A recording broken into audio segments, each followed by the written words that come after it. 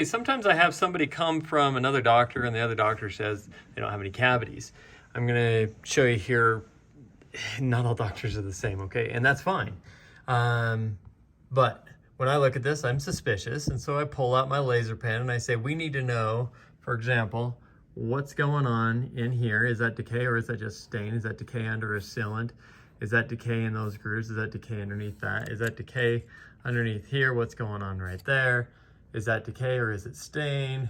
Is there decay underneath that sealant? Is there, you know, and so on and so forth. And so, is that decay or is it stain? Well, that laser pen can tell us the difference on all of those things. So now if we come back here and we pop into all of these teeth, you can see, obviously I used the laser pen and it diagnosed that there were these cavities, but you can see here as we zoom in,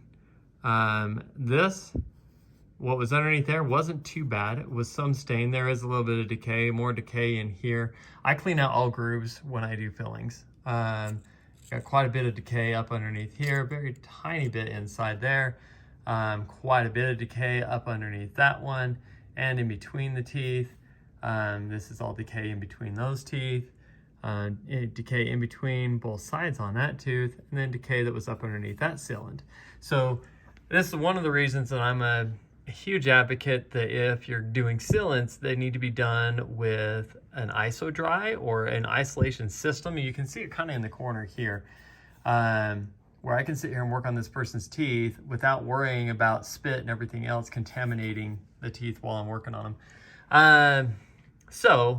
And personally, in our office, I, as a doctor, do all the sealants. I don't hand that off to my assistants or my hygienist.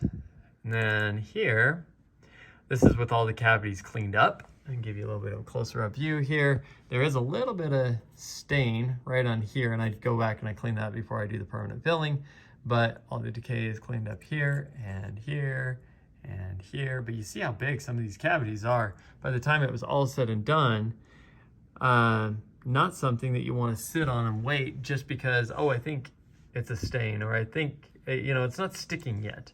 That's where a laser pen is just a huge, huge, huge tool. And then here, these are just the teeth fixed up, okay? So it's meant to be a short video.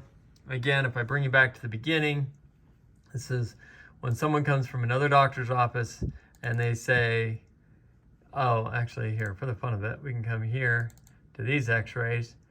Oh no, you know, it's, for example, we're gonna watch that spot, okay?